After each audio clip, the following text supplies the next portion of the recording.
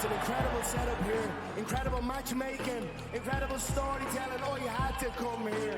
All these fighters that step in here are warriors, and all have my respect. And I'm into this game, yeah. We'll be into this, yeah. And we are live here in the Maverick Center, here in Salt Lake City, Utah. Folks, what a night. It is going to be historic indeed for BKFC 56. Whoever's the king of violence right here, this is going to be a great fight. Harry on the target for right hand from my daddy, double champion. Who's the king of violence? I am! Combat fighting in its purest form, bare knuckle fighting in the city of angels.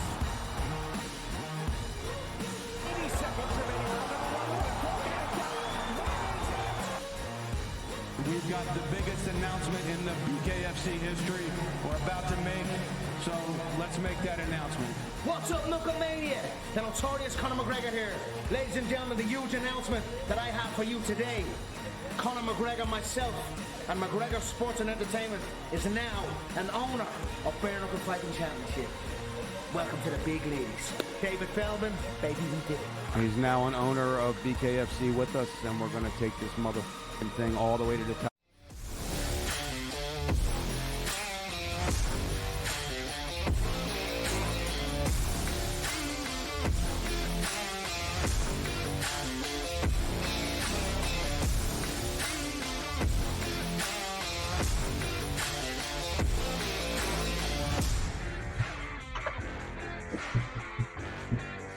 And welcome in. It's InGame Live Prime Time. But a fabulous Friday evening. Scott Wetzel, Dave Sharapan for the next 2 glorious hours, right up until 10 p.m. Eastern Time, watching and betting on the world of sports. I got some real good MLB series to get into. We got preseason football. We got one of our better betting systems in play tonight.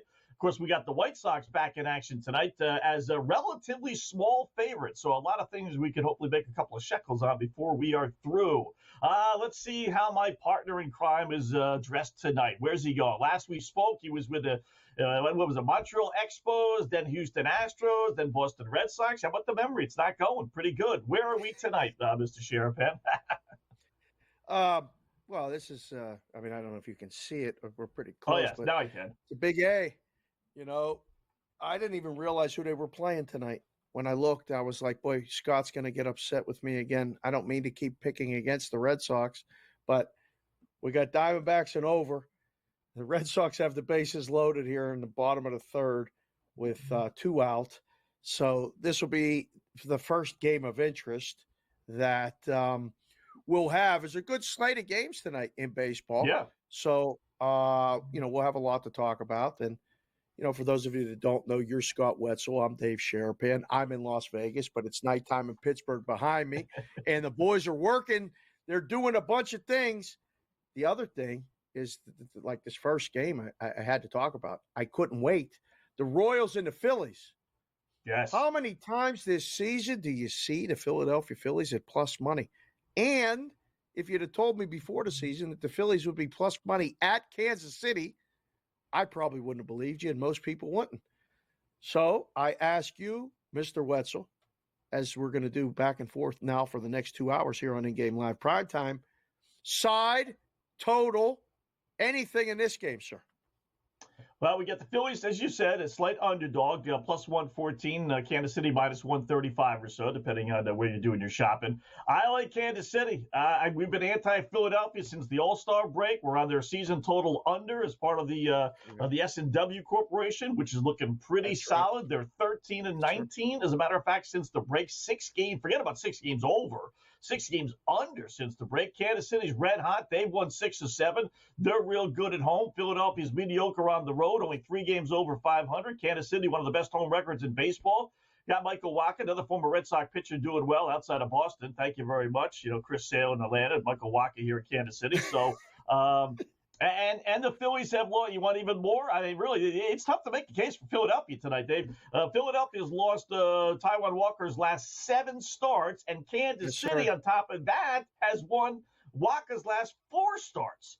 So, I mean, this is a classic, just an absolute classic opposite pick Philadelphia plus the odds, because if you're a trend guy, there's no trend that says Philadelphia tonight. Not that I know of, anyway. You just made the case. You just made the I know. complete case for the Royals, and you pull this opposite picks thing on everybody. I mean, we'll have Black Cloud, later. We'll have same game parlay later. You come up with all these things.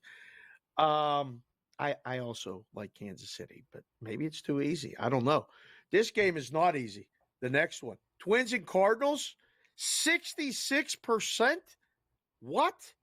I was very surprised when I saw this line, and I'm still surprised that this number is what it is. I'm leaning St. Louis, but again, I think I told you this the other night. I think the Minnesota Twins are one of the most mispriced teams in baseball. I feel like when they should be a plus, they're a smaller favorite, and when they should be a plus, they should be a bigger plus sometimes. And then a lot of times I think they're overvalued against bad teams. But what say you in that game? Yeah, this is a big game for us. If you are Cardinal backer as we are for the over second half, you got a little juice going. You won the last two against Milwaukee after dropping the first game, no less. You got really the bottom of the rotation for the Twinkies, who are pretty good at home, right? You see some of the numbers there. They're 36 and 24 at home. And you're facing David Festa. I don't know what is it, David Festa, right? He's 2-2. You got to win this game before you face the big boys. The problem is they got Andre Palante, and they've lost his last 6 interleague starts. I don't know if you put a little credence into that, but Minnesota minus 150. You think it should be higher or lower? I'm thinking that's a halfway decent number, just knowing Minnesota's good record at home versus St. Louis struggling. They've lost 13 of 19, albeit 2 straight wins though. But they are only 7 and 20 or 7 and 13 their last 20. Yeah, I thought this is if I make the number, it's probably minus 130, minus 135 tops. So when I saw it minus 150, and then an overwhelming percentage by the Smart Moves projection. I don't know. I like over too, but again, 4 straight overs for the Twinkies. Right. Right. So that's leans me when I can't decide if I like the total over. A lot of times I try to find my way to the visiting team, which would be St. Louis in this case. Man, we got a lot of games starting quick here, right at this, hour, next couple minutes. This is one though, look at this game. I mean, seriously, you got Tigers and White Sox, and I think of that, Lions and Tigers and Bears, oh my. We got Tigers, White Sox, and OY. What in the hell do you do with this game? I really don't know, because with the starting pitching matchup, if this game doesn't go over, I will be very surprised. 8.5, probably would have used the 9. I mean, how do you price Detroit in this? It's minus 155, and that may be a bargain against Flexen. I know you got the Flexen number somewhere, right? Oh, we got him. He's our favorite whipping boy. I mean, he is since they took Keuchel out of the rotation, out of baseball, it is Chris Flexen.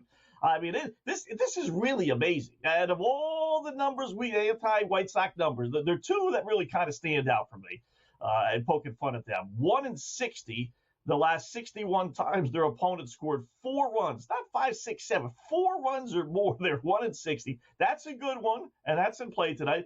And then we got Chris Flexen, Dave. They have lost his last 18 starts in a row.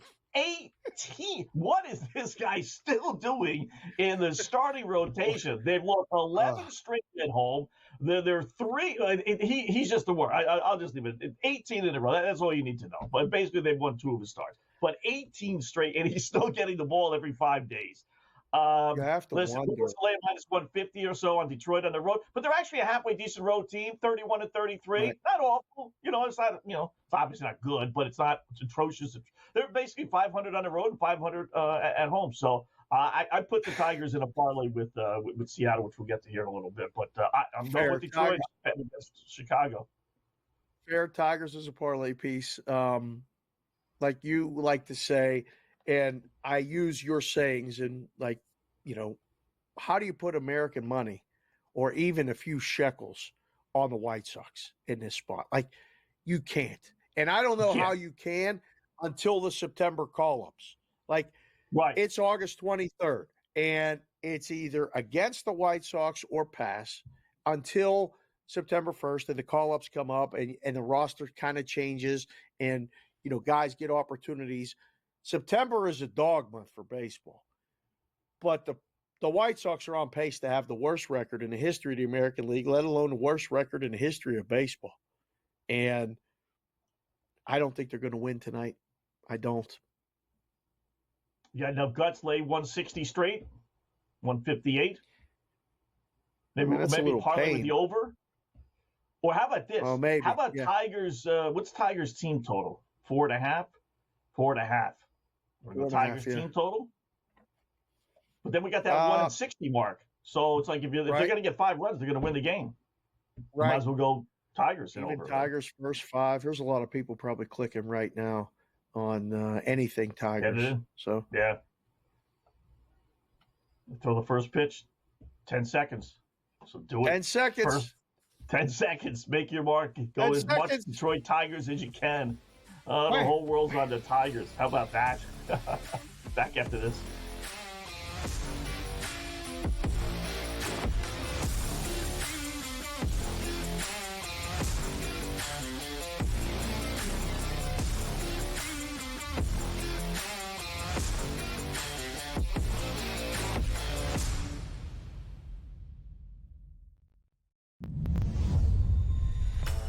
What a chance it is for Adam Paxton and Victor Tingstrom to pick up their first weekly titles. Adam Paxton, well, it's been the dream debut so far for him. For Victor Tingstrom, he'll feel like this is a moment, a little while coming. A place in the final up for grabs for one. You can do it. Make that double 18 away for a place in the final. Wesley Plaisir was beaten, knocked out by Mike Warburton in a last leg decider. That is what they are playing for. They are playing for the trophy. They are playing for the big prize pot, and they are playing for a place in the £25,000 Champions Week. 97. There is a point you feel that reality will surely kick in for Adam Paxton. He's here on debut. He watches the Super Series almost every single week. He was happy just to be playing in a group. This could be the leg that we talk about at the end of the night as being the one that changed the final, because Adam Paxton has just gone cold at the moment.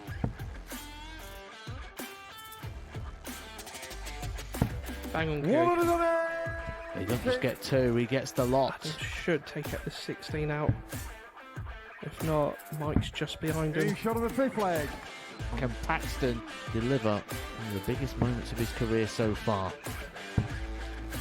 He can. Double 12. What a moment that is from Adam Paxton. Mike Warburton was looking at 60 to win the match. 14. Paxton, here's your moment. He approaches the hockey with confidence, with time, and delivers. Adam Paxton on debut. The boy, the fanboy, comes to the Super Series and wins.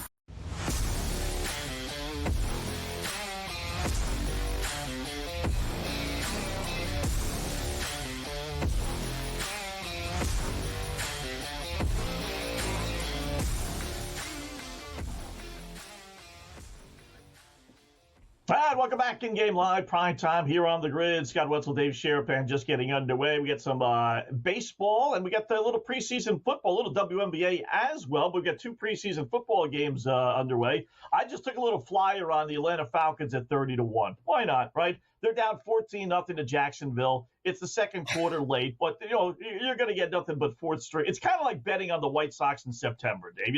The call-ups, the White Sox regulars are going to be maybe better than the pick a team's call-up. So it's like a 50-50 proposition. So maybe the Falcons' 3rd stringers are better than the Jacksonville Jaguars. For 30-1, put a couple sec. Why not, right? Who knows?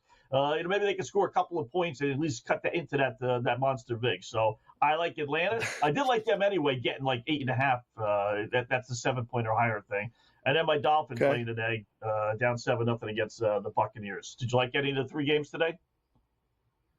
No, I am checked out with the preseason.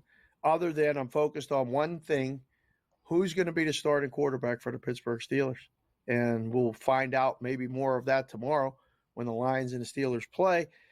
The game, if you want a focus on tonight, wow, week 1 starting QB for Russell Wilson. That's the price. Wetzel, minus 620. You don't lay prices, big prices in too much. Do you? I can't believe that price is that high. What has he done other than being a veteran to even warrant that being the price? Well, I tell you, I wish they offered that here in New York, because I would be all over it, especially if they allowed you to put that in a parlay. They've already said he's the starter. I don't know what we're missing here. They've said from the outset, Mike Tomlin has said, this is Russell's show. He doesn't play in week 1. And he said, why would we start him? He does play a little bit in week 2. He stinks. I get that, but it's Russell Wilson. And now we got week 3. He says he wants to play a little bit. I mean, is there doubt? It's not like Justin Fields is Earl Morrall. Update myself here. I mean, you don't got a good backup. There's a reason why Fields is on the Steelers, because nobody wanted him. So it's not like they got a great alternative. I know who wants to lay minus 620, but that was like minus 11 to 1, minus 9 to 1 a few weeks back. It's come way down, Dave. And I don't. You're a Steeler guy. Have you got any indication that it's not going to be Russell Wilson, at least to start? So one of my dearest friends in the business and one of the best odds makers, guys that I ever worked with in this business, is also a Steeler guy. His name's TK. And we were texting a little while ago, and I'm waiting for him to tell me, because he's still in the business and he's still moving numbers and coming up with things and stuff. Now, this market, not particularly, but he's been so dialed in for the Steelers number and really was really good at like the division odds when the teams are really close with Baltimore and stuff. So when he texts me, I'll let you know, I'll let the people know. But if he tells me that they're going to be bad, or if he tells me that Fields will be starting by like week 3, there's not many people in the world that I would just – I wouldn't blindly bet anybody telling me anything. But he's a guy who I really respect his opinion. I'm waiting to hear from him.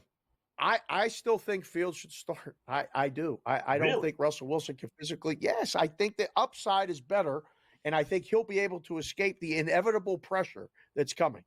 Wilson played week 2. Held the ball too long, was sacked 3 times. I think that's an indicator that there's going to be a problem.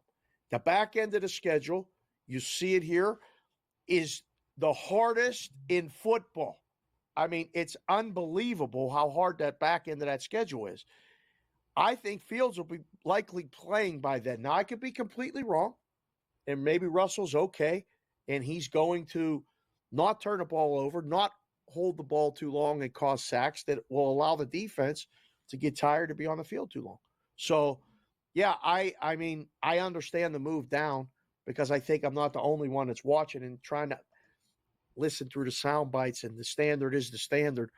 Hey, Mike T, who's the quarterback? Coach T, we need to know.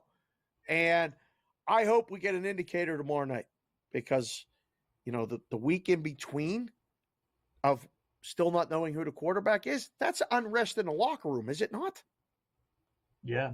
The only reason I wouldn't bet that, though, like you're talking about like down the line, this bet is just who's going to start. The only reason I wouldn't bet that, it would be just like the Pittsburgh Steelers or any team, not them in particular. But you know what? We're going to use Justin Fields as the little scat back, and he's going to have some opportunities to play every once in a while, blah, blah, blah, blah, blah. And he just happens to take the first snap. And then, boom, there you go. You lost your bet. You can have Russell Wilson play 99.9% of the snaps, but Justin Fields happens to take the first one because they want to trick, God forbid we should know that, a quarterback's got a broken leg, right? So they want to trick the defense and think, okay, it's going to be Fields all game, so let's start Justin for one play. You lose your bet. Meanwhile, it's going to be Russell Wilson.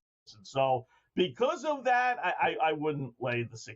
But, boy, it is tempting because – everything I've read, it's going to be him. But you're buying into the Atlanta Falcons. They played tonight. I mentioned they're down 14-0. Are you drinking the Falcons Kool-Aid? There are a few teams that like Jets, there's a few teams out there. Chicago, I think Atlanta's one of them, where it's 50-50. Are you buying into Kirk Cousins and the Falcons being really good or no? I've been waiting for the Falcons to be good for years. I used to do on my old podcast that I still do. It's called Cash Considerations. Another dear friend in the business, his name's Alan Berg. He used to say, we used to talk about it and go, what team is the hardest to make the lines for? And Atlanta Falcons came up over and over and over for years. Them being favored in the division is not a surprise to me. Them actually cashing that ticket at the end of the season will be a surprise to me. I don't know how Kirk Cousins is. When he's healthy, he's obviously one of the better quarterbacks in the NFL, yes. And I don't know right now if he's 100% healthy. And if he's not, the options aren't good. I don't know. I like Tampa to win that division, and I'm not buying the Atlanta hype. Third best team in the NFC behind San Francisco and Philadelphia? Really, Wetzel? Yeah. What? Yeah, I'm not buying it that much either. I'll go with Saints, and I'll go with, you said Tampa Bay before I go with the Atlanta Falcons. We'll see about Jacksonville and my beloved Miami Dolphins. Little WNBA and back to the baseball as well. In-game live. Prime time continues.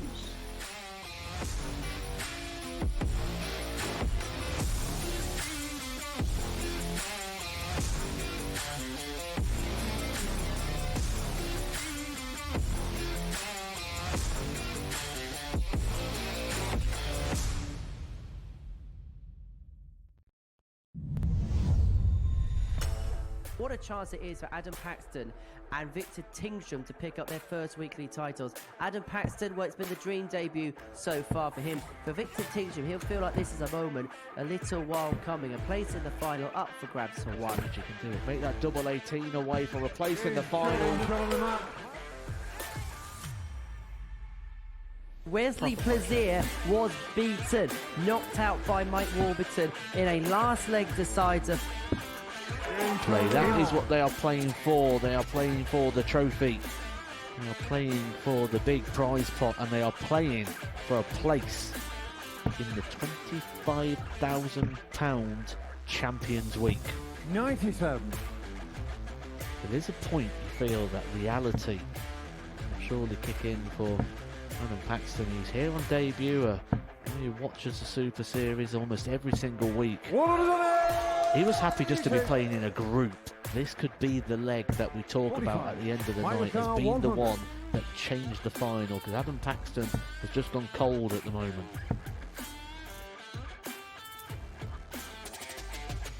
Bang on cue. He doesn't just get two, he gets the lot. Adam should take out the 16 out. If not, Mike's just behind him. Shot of a fifth leg. Can Paxton deliver one of the biggest moments of his career so far? He can. Double 12. What a moment that is from Adam Paxton. Mike Warburton was looking at 60 to win the match. 14. Paxton, here's your moment. He approaches the hockey with confidence, with time, and delivers. Adam Paxton on debut. The boy, the fanboy, comes to the Super Series and wins.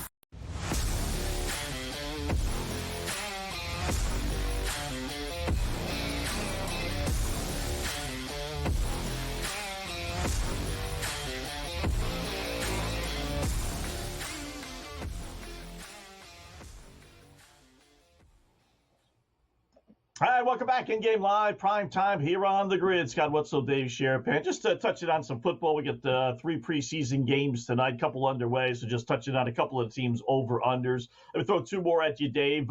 Jacksonville, 8.5. Pretty tempting. You know, the team made the second round of the postseason 2 years ago. Came back to the pack, whole bunch of injuries last year. Another one of those kind of iffy teams buying in over 8.5. I mean, that's only a winning record, 9-8 in that division versus 8-9. I'm tending more towards over 8.5. What about you? I'm under. I haven't bought into Jacksonville. Yeah, I think Jacksonville has potential to finish last in that division. I really do. I think they have not just questions on offense, but I think there's questions on defense. And I've really gotten a good feel for some guys who think the Tennessee number's too low, so they're probably going to go over. I don't understand the Colts stuff I really don't.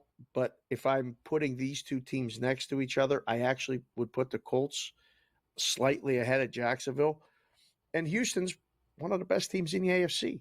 So you go through that schedule, and I don't know, as it gets to the back end and they're done playing Houston, the start is not easy. I mean, Miami, Cleveland, Buffalo, Houston.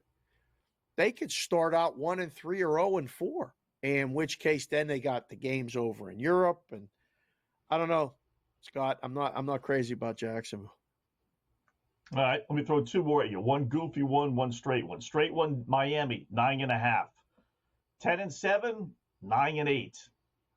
As a Dolphin fan, I'm going to be biased here. I'm going to say 10-7 or more. I think they can get to 10 wins. First indication would be I agree with you.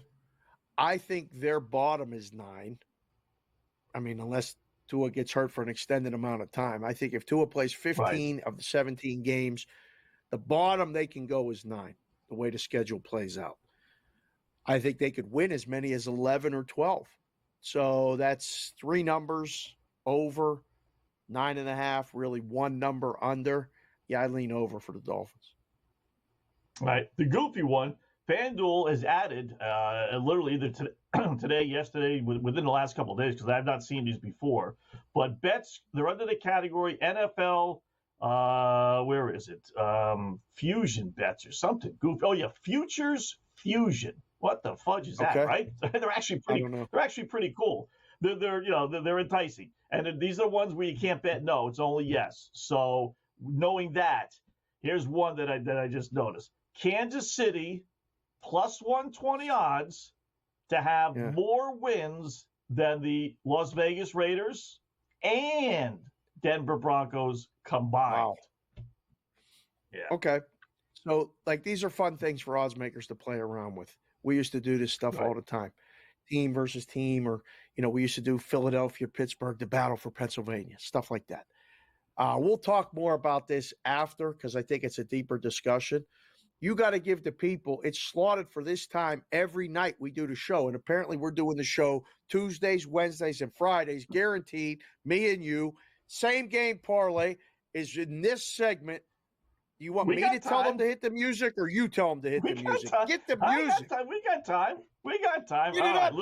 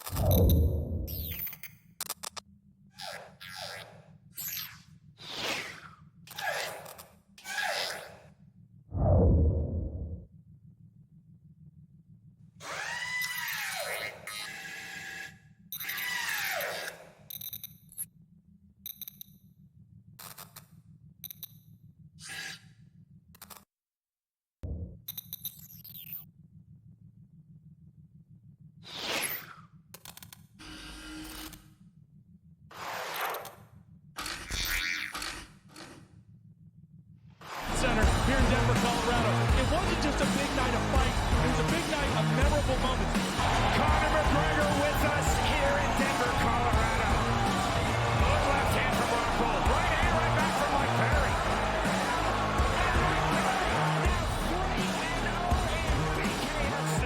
Can I get a face-off with Conor McGregor, man? It's an incredible setup here, incredible matchmaking, incredible storytelling. Oh, you had to come here. All these fighters that step in here are warriors and all have my respect. And I'm into this game, yeah, we'll be into this, yeah. And we are live here in the Maverick Center here in Salt Lake City, Utah, folks. What a night. It is going to be historic indeed for BKFC 56. Whoever's the king of violence right here, this is going to be a great fight. Perry on the top. Right hand from Mike Perry. Double check. Who's the king of violence? I am!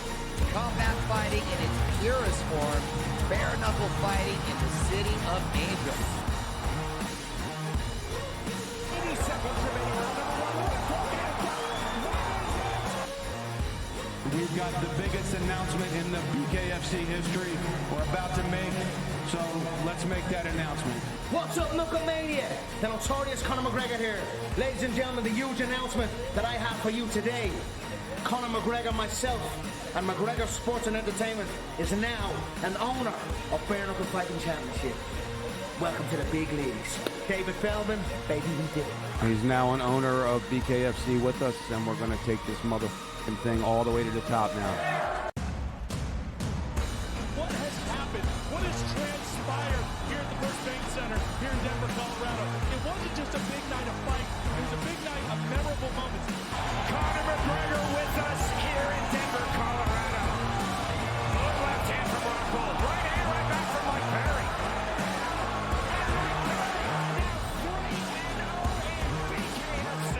Can I get a face-off with Conor McGregor, man?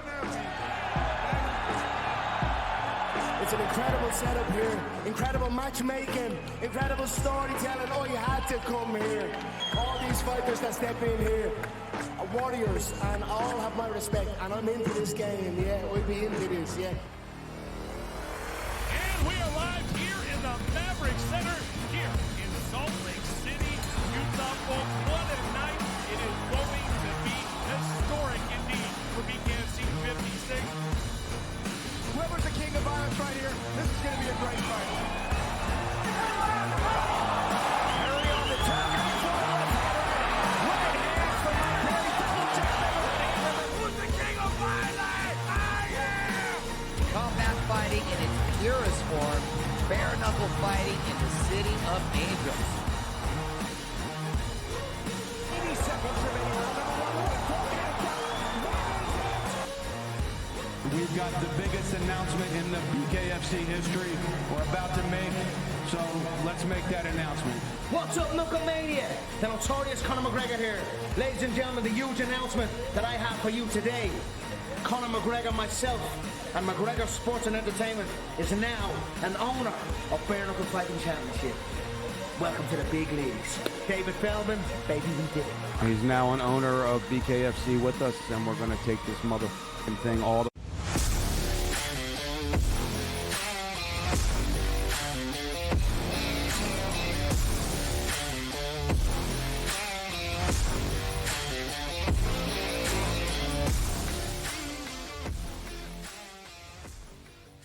All right, welcome back. It is InGame Live Prime Time here on the Grid. Sky Wetzel, Dave Sharapan. As we go back to a little baseball talk here, I have to do a little football talk and everything else. And we'll get to our SGP here in a little bit. That's not until later on, so we got plenty of time to get to that, as well as the Black Cloud.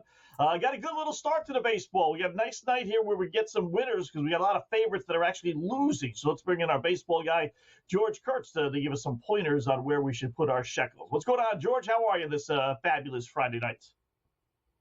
Doing well, right? You got some baseball, some football tonight. Certainly looking forward for the preseason to end, as I'm about done with NFL preseason football here. We had a big trade in the NHL as well here. I know no one's talking about that, but it was a monster trade. Yeah, no hockey talk right now, George. Pay attention. You know that. We're not talking about hockey right now. I don't want anybody getting in any trouble, and Really, we're talking about I baseball. would say a monster trade also. If you're talking about getting like back George up likes goaltender. to. Yeah, I mean, he it's, Guy played 5 games last if year. you know hockey, that's a monster trade, boys and girls. well, you got to tell people what it is. What was the trade? What was the trade? I'm not going to. Look it up. All right, that's fine. That's Askarov, one game last year. One game. Okay. He went for 6 players and draft picks. All right, Askarov. So for those of you who don't know yet, Askarov, the backup for the Nashville Predators, he was traded to the San Jose Sharks. Some people think Askarov's going to be better than Saros, but Saros signed a big contract, so Barry Trotz moved on from Askarov, but he got a haul for him. Hopefully, one of those trades I think is going to work out very well for both teams. That's good. All right, let's get right to it. Yankees favorite. I mean, are you kidding me today? The price absurd. They're playing the Rockies. They can't lose. At least they're up 2-0. You got the Yankees today, George? I mean, I know you have the Yankees. I just don't know. Is it a parlay piece, or do you have them on a run line, or what's the story, Captain Chalk? I do not have the Yankees today. What? Wow. Remember, left-hander on the mound. City. Left-hander on the mound. Yankees don't hit left-handers, and they're not hitting Freeland. All right, I know they're winning 2-0 here, but one run came on the Stanton home run. The other run was unearned, errored by the Rockies with 2 outs last inning here. The Yankees don't. Scott, I don't know if you or Dave are left-handed, but if either one of you are left-handed, you'd shut down the Yankees if you were pitching. They just don't hit left-handed. I think their record is 14-21 against left-handed starters this year. This is back like to the old '80s Yankees where they could never hit left-handers. Same thing, and they don't hit lefties here. So this is one of those games, by the way, you're going to have it in the baseball season. It's boring. This is the game where you don't want to try and convince someone to be a baseball fan because there's nothing going on. All right, we're talking. The game's an hour and a half old. We're in the 6th inning already. It's just moving along. Like these two teams have dates tonight. They got to get the hell out of here. Boring game. Yankees are up 2-0 here. Only 7 hits in the game total here. I am on the under in this game. Had nothing to do with the Yankees. It's all about the left-handed starter. There's a left-handed starter on the opposing the Yankees. I'm going under. All right. Pretty good series in Baltimore. Astros leading the Orioles, who lost last night. Astros took the first of this series. And they're leading again 5-2 against the fading O's. Where are you on this one? Yeah, looks like I got this a little reversed, right? I was on the O's last night, on the Astros tonight. So I think you said it correctly, Scott. The O's are in trouble. They're going to make the playoffs here, but this is a stumbling team.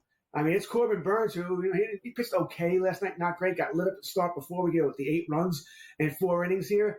If he can't pitch well down the stretch, there's no one else there. I mean, they're calling up what Irvin was called up, Povich, Suarez. They don't have anybody left here. I know I went off on them for not. I still don't know how Jack Flaherty got out of the American League East. I think the Yankees and Orioles both made huge mistakes in not trading for him and letting him get to the Dodgers here. But the Orioles, they just have no excuse. I thought they should have even gone higher than that. Why is Blake Snell not on this team? All right, they have all the prospects in the world to get whoever they want. They should have got. They were a team that needed to go out and get a real number 2 starter. But they made a huge mistake here. Orioles will make the playoffs, but I think they get bounced again. Maybe they make they win the wild card round. They get bounced the next round. That's about it. We'll have time after the break to talk about the games that haven't started yet tonight. Where were you with the Royals and the Phillies? Because a lot of people looked at the board today and went, wait, the Phillies are plus money. But then if they've listened to the beginning of this show, they heard Wetzel say that the Phillies are 13-19 since the break, which is the worst record in the National League. And they would go, I'm with Captain Chalk and the Royals tonight. You got the Royals tonight, George? I've got the over. And okay. Yeah, I got the Royals as well. I got both. Okay. Yeah. Nothing wrong with that. You're up 1-0. Nothing wrong with that. Let's go. Yeah, or early on. We got the Yanks up 2-0. We got the Red Sox down 2-1. We'll do the games that have yet to begin with Jordan. We come back in Game Live PrimeTime.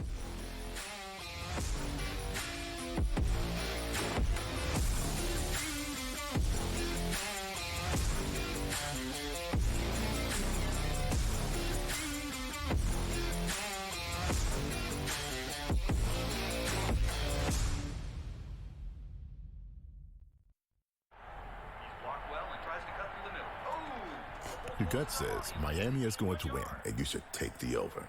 Your gut also said your NFT selfies would only go up in value. They didn't. But your head is on SportsGrid and knows the QB is in concussion protocol. The backup has a 45 QBR against the zone coverage. The New York D has the most sacks in the league. So yeah, Trust your head. It's smarter to be on SportsGrid. There is going to be an energy to game time decisions that you will feel night in and night out. We're going to go through every single thing, and I've got a great team behind me that's going to help me get the job done. I want this to be the place that people come to. We are going to hit every single one of those markets that you need to know about. There is not going to be a better place, I promise you, than Game Time Decisions. We will have everything at our disposal, and we will use that to our advantage. I'm Kevin Walsh. Tune into Game Time Decisions from 6 to 8 p.m. Eastern on SportsGrid.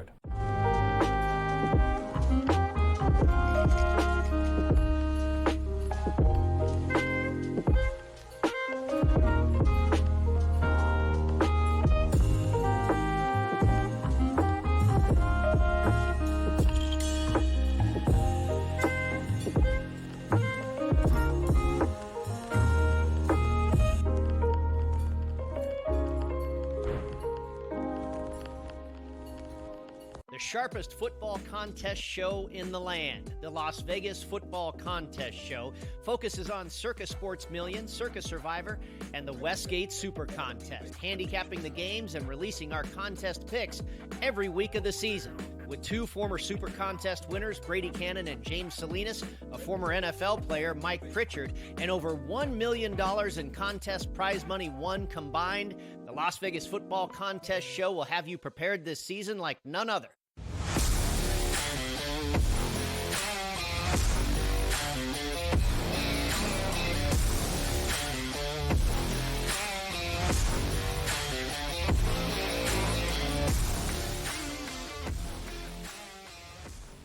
All right, he's done it again. I can't believe this, but he may actually get to 60 home runs. Aaron Judge just did a little pop fly home run to left center, 388 feet. He now has, 49 on the season with 31 games left, not counting today. He may do it, George. FanDuel was offering that bet. They didn't this afternoon. I got a feeling they're taking that bet down because whether he'd hit 60 or 63 home runs, but he's got 49, and before we get to the other games, is he going to do it? Is he going to get 11 more? And does that mean anything, 60 home runs? I mean, he's done that before, but it's still kind of a magical number. If they keep pitching to him, he's going to do it. Why is anybody pitching to him? Seriously, why? I mean, there's nobody. I don't care if Stanton's. He'd walk every time. He's not Barry Bonds on the how good you think he is. There's nobody behind him. Actually, his numbers are better than Barry Bonds, by the way. So yes, he is. There's nobody behind him. I mean, why pitch to Judge? Go pitch to Stanton. Go pitch to Austin Wells when he's batting fourth. All right, and this is nothing against those guys, but Judge is hitting out of this world. His OPS is approaching 1.3. This is nuts. Absolutely nuts here. Why is anybody pitched to the man, especially anybody in contention? Right, the Rockies are, you're not playing for anything. Fine, let's see what happens here. I don't know why Cleveland was pitching to him during the week. He had 4 home runs in 3 games versus them. Why? Why are you tempting fate? You notice how the Yankees didn't beat the Mets a couple weeks back when Mendoza said, "Take your base, sir. Take your base." No one's going to let Judge beat him. Walk. Force somebody else on the Yankees to beat you. All right. That's enough Yankees baseball talk right now. And what he's doing is incredible based on to what everyone else isn't doing. I mean, batting averages are the lowest ever. It just makes it that much better. But you mentioned the Mets, and Vincenzo has all the Mets stuff ready to go. Blackburn, at Musgrove, out in San Diego. I know, Vinny's a good driver. I would have had him come here and drive out to San Diego and go to the game. This screams, who's hotter? These are 2 hottest teams in baseball, at least in the National League. Plus money, George, tempt you with the Mets, or you just can't do it? I mean, this is plus money, George. Blackburn got lit up by it. He's not a very good pitcher. He's a rotation filler. All right, he's a rotation filler. Musgrove has been the Mets' little bugaboo here, right? I beat them in that wild card, big playoff game years back. I think San Diego. All right, Mets won last night. Great. I think San Diego gets even tonight. I'm not betting on the Mets again. The Mets have been great, right? They're very streaky. They play well, don't play well. Play well. You don't know what you're going to get from the Mets here. They're in the middle of playing well again. I'm thankful they beat the Orioles a couple times this week. Yankee family appreciate that. Beat the Padres last night. I'm going to the Padres tonight. Padres have played very well as well. Also, Mets is going to go there and take the first 2. Have a hard time seeing that. I think Musgrove gets the job done tonight. All right. How about Milwaukee? Basically pick them at Oakland. Brewers, pretty good road team. Savali on the hill. He's not pitched well for them. Sears for the A's. Where are you going there? Sears has pitched well. All right. I think it's a lower scoring game. All right, which is what, it's pretty much indicative there. A's all of a sudden aren't hitting as a team again, right? Rooker's not hot now with Langley. No one's really doing anything there except for maybe J.J. Bleday a little bit here. I think it's a lower scoring game here. Small player on the under here. I'm going to go with Oakland. I'm going to go with Sears over Savali. I think, Scott, you said the main thing there. Savali has been bad, right? He's been bad since he's come over from Tampa Bay there. So give me the under and give me the Athletics. I'm sure we're going to address it a little bit later, and the Black Cloud Play of the Night is coming up. It's the last segment of the first hour every time we do the show. And, Wetzel has theories. He has a whole notebook full of theories and different things, and the manager got fired in Seattle. I would bet the entire bankroll in my pocket, which isn't much right now, but I would bet it all that Wetzel has Seattle tonight. George, do you have Seattle tonight? I have the under. They're a blind under for me all the time, right? Yes. So the first thing I do when I think of Seattle. All right, they can't score. And that's not Cerveza's fault, by the way. Listen, they were hit all season long. Unless he was the one who decided not to re-sign Teoscar Hernandez and not to sign anybody to replace him, it's not his fault. All right, you tried to trade for, Turner. You traded for Turner and Arozarena at the deadline. Turner, who was doing nothing all year long for Toronto and hit his ballpark, and Arozarena was one of the most disappointing players this season in baseball. What, you think they were going to turn it around in Seattle, which is one of the best pitchers ballparks in the American League, if not all of baseball here? No, I think this is more of a GM Dipoto. But we know how it is, right? He's not going to blame himself. Someone's going to get the blame. It's going to be the next guy under him. In this case, it was the manager here. Scott has lots of little plays, right? Though you bet against celebrations. Now I'm going to bet against the August bet 4. I guess the Yankees aren't winning tomorrow, right? It's Old Timers Day, Scott, so Yankees no chance tomorrow. We'll go in Colorado. I think, listen, this is going to help them hit?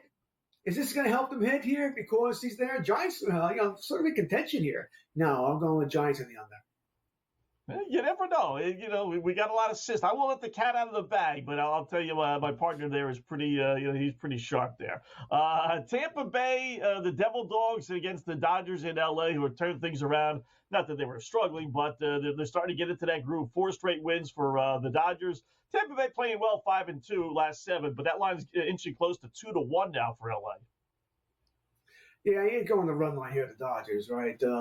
And you're right, Tampa Bay, they got Muncy back this week. Edmund, who they acquired the deadline, he came back this week. Next week they could get Glasnow back, maybe. Yamamoto looks like maybe a week after that. I think the Dodgers are starting to realize, all right, it's late August, it's time to play baseball. I think they just coasted through the season. Now, they did have a lot of injuries, but I think they were just bored. And they knew they were going to play in October and wanted to get to October. And now they realize, okay, now we got to pick it up here. I'm on the Dodgers run line. Back to how I would normally play the Dodgers, on the run line, not the money line. So I'm going to parlay them here. Tampa Bay probably won't get blown out of the game. But, they're a blot team here. Dodgers, run line. George, last one for me because, we're going to come up against the break and everything else. But how many loads of laundry have you done on this, flying alone little mission that you've been on? Because, the shirt stuff, like you're getting deep into the closet. I love the shirt tonight. This one needs to be a regular on the show. Please. I'm getting texts, DMs. What's Kurtz wearing and why doesn't he wear it more often? Actually, the shirts they just go in order. That's all. I'm done wearing this one. Go to the back of the list. I have about 30, 40 of them. So maybe you've been bad luck. It's going on other shows, but it's part of the rotation. That's all. Next week I'll be wearing the barong thing, the Filipino thing. That's coming up there. So there you go. One load of laundry, by the way, Dave. I've done one load. I need to do another. One? Wow. 1 load in 2 weeks? Holy I've got a lot of clothes, boys and girls. A lot of clothes.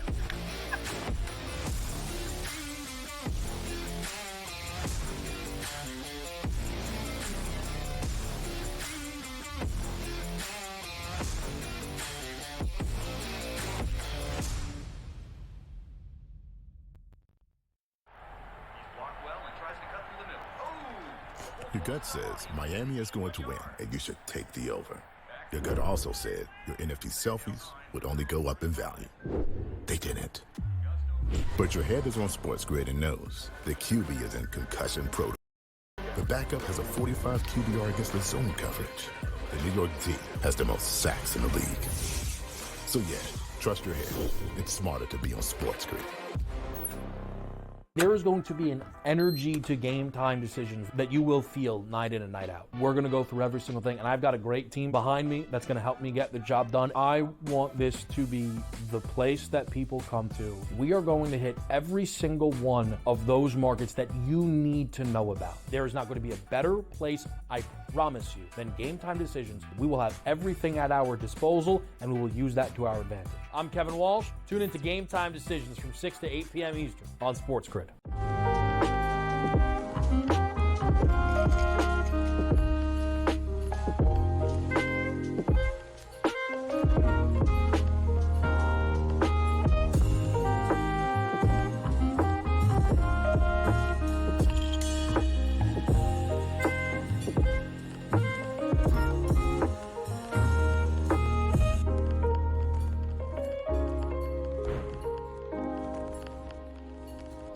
The sharpest football contest show in the land, the Las Vegas Football Contest Show, focuses on Circus Sports Million, Circus Survivor, and the Westgate Super Contest, handicapping the games and releasing our contest picks every week of the season. With two former Super Contest winners, Brady Cannon and James Salinas, a former NFL player, Mike Pritchard, and over $1 million in contest prize money won combined, the Las Vegas Football Contest Show will have you prepared this season like none other.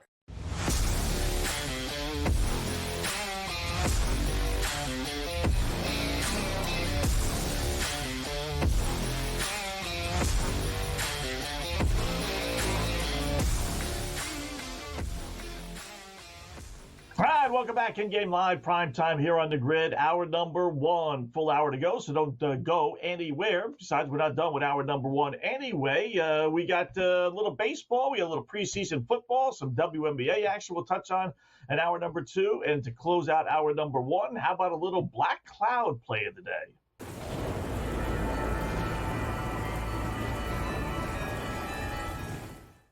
Ah, yes. This is the play where whatever your unit is, double it, who knows, triple it. If you're a $1 player, make it $2. $10 player, yeah, make it 20. Absolutely. Why not? And we're on a roll. We've hit 3 straight of these. So we're going to try to close out the week with a perfect week here. So we are going, believe it or not, we're not using that, but we're close though. We got 2 things here. We got Black Clouds and then we got the same game parlay. So we saved the Seattle San Fran for the same game parlay. We're going to use the Dodgers, believe it or not, minus a 1.5 against the Devil Dogs. Why not? Dodgers have won 4 in a row. They're at home. They're nearly unbeatable at home. 20 games over 500 at home. And they got Bobby Miller. So what? Well, at home, the dude is 1-0 with a 1.64 ERA. Now, he hasn't started since the whole season, but over the last month or so, the guy pitches great at home. So he's at home. The numbers for the Dodgers, not overwhelmingly, admittedly. Their last 20 wins, 14 by 2 runs or more, 14-6. About an average split. Same thing with the Tampa Bay. Their last 15 losses since the All-Star break, 10 of the 15 have come by 2 runs or more. So that's a normal split, but it's the Dodgers. This is just one of those, it's the Dodgers. Come on, please. And it's Tampa Bay. You got a gazillion-dollar payroll, and I got a next to nothing payroll. And the Dodgers need to win. They're in a little bit of a division race here. Arizona's already beating the Red Sox. It looks like they're going to win. So why not double a play? Dodgers laying a 1.5, Dave.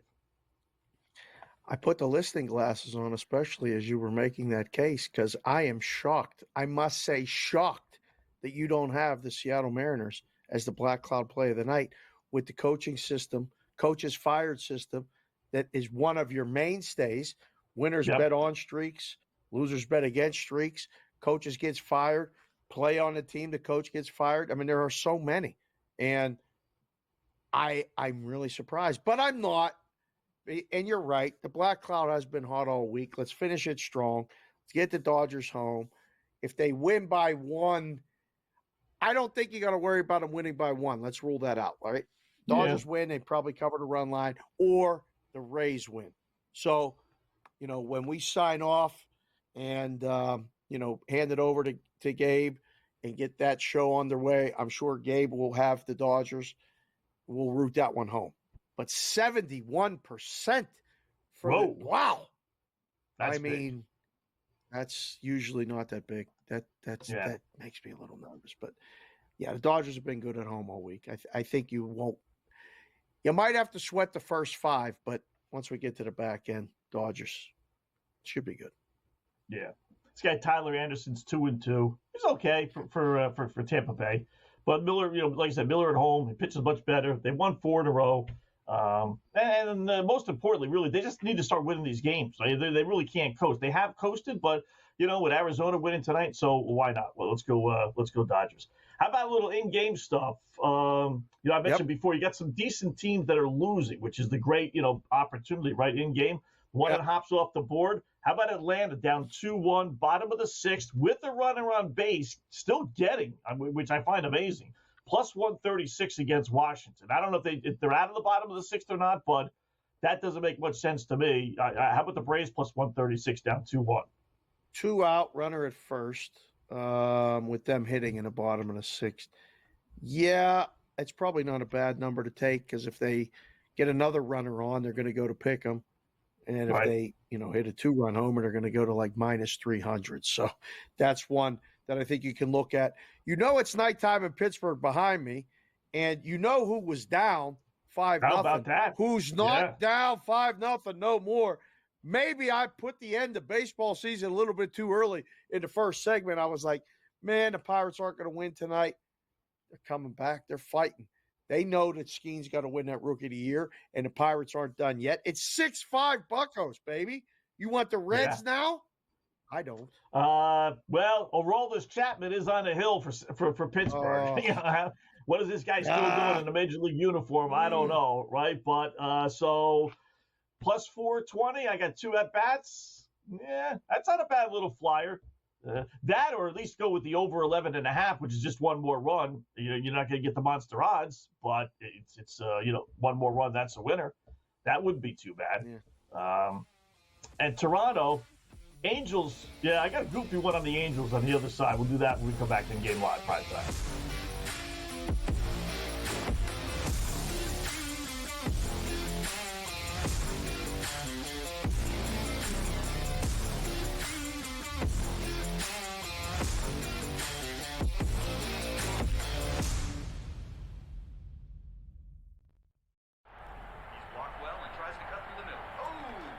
Your gut says.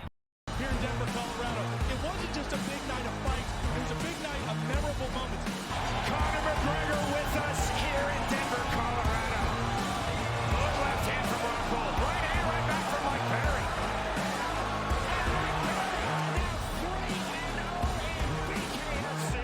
Could I get a face-off with Conor McGregor, man?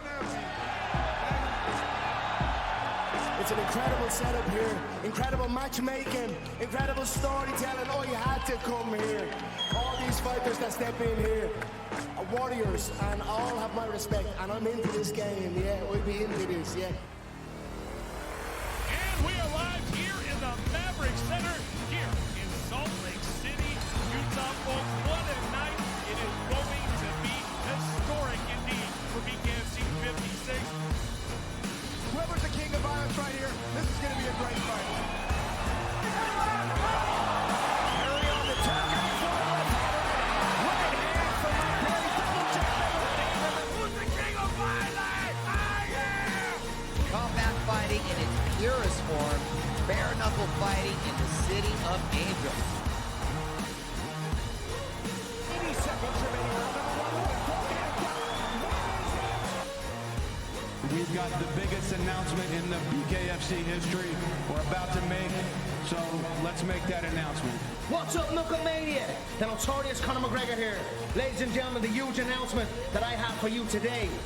Conor McGregor, myself, and McGregor Sports and Entertainment is now an owner of Bare Knuckle Fighting Championship. Welcome to the big leagues. David Feldman, baby, we did it. He's now an owner of BKFC with us, and we're going to take this mother thing all the way to the top now.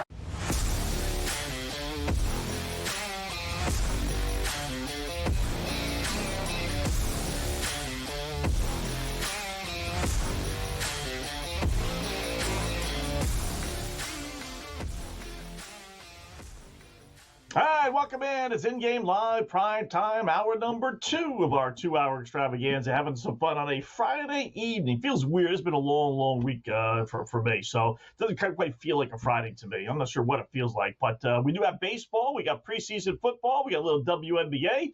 We got a little golf. Dubs Anderson will join us at the bottom of the hour and go over the golf picks for this upcoming weekend. So busy Friday, and obviously see how things are going with his picks that he gave us from yesterday, or Wednesday anyway. So my partner in crime, dubbing speaking of Dubs, the Arizona Diamondbacks, little Luis Gonzalez, little number over the second base bag, beat Adriana Romano, the most overrated pitcher in the history of baseball, as they beat the Stankies in the World Series. What's going on, Dave? How are you tonight? You always ask, what does it remind you of? That's what it reminds me of. Reminds me of that too. And I was at the game. That was one of my best sports moments ever. I was living in Arizona after my stint in Curacao. I came back to Pittsburgh, ended up moving to Arizona. I was a partial season ticket holder that year. Went to about 25 or 30 games regular season. Enjoyed the entire playoff run until the World Series, when all the Stanky fans came out to Arizona and bought them all. But I was not to be denied for Game 7, went by myself. And we'll never forget when that ball dropped and nobody wanted to go home. We stayed in that stadium for an hour and a half after to just celebrate. And it was so much fun. So, yeah, this is actually a Randy Johnson. He was one of my favorite pitchers of all time. So a lot of the Diamondback stuff I have says 51 Johnson.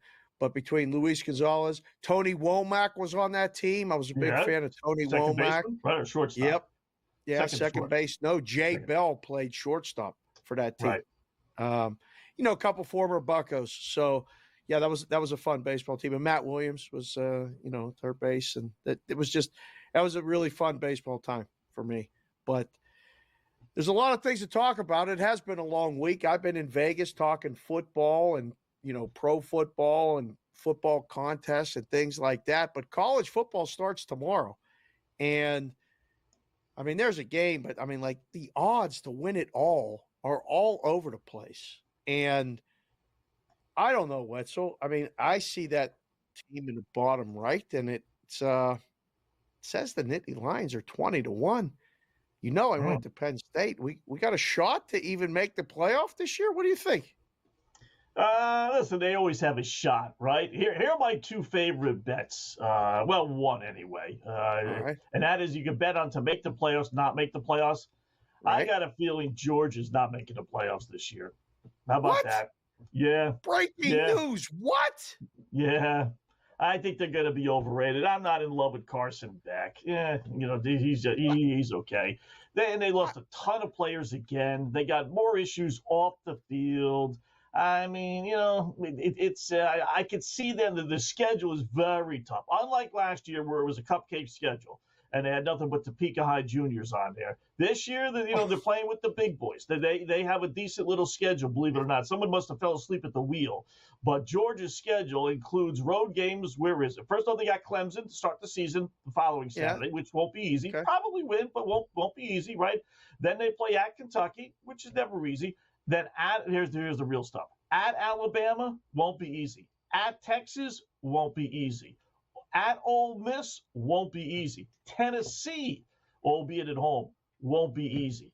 That's a major league schedule. I don't think they might get in with 2 losses.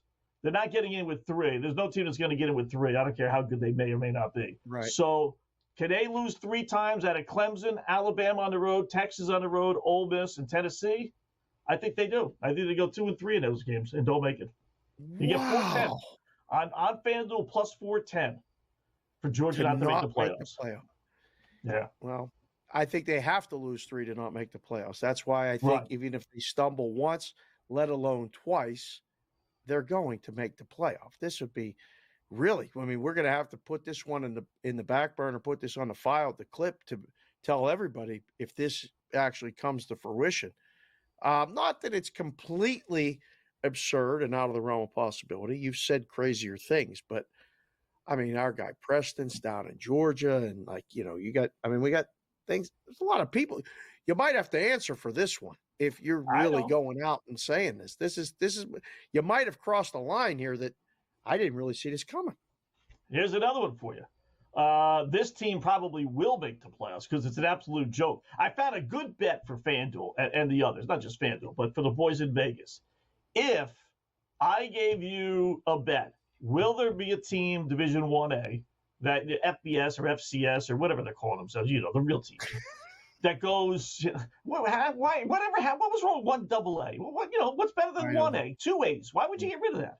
So if there was a bet, will a team go undefeated or not?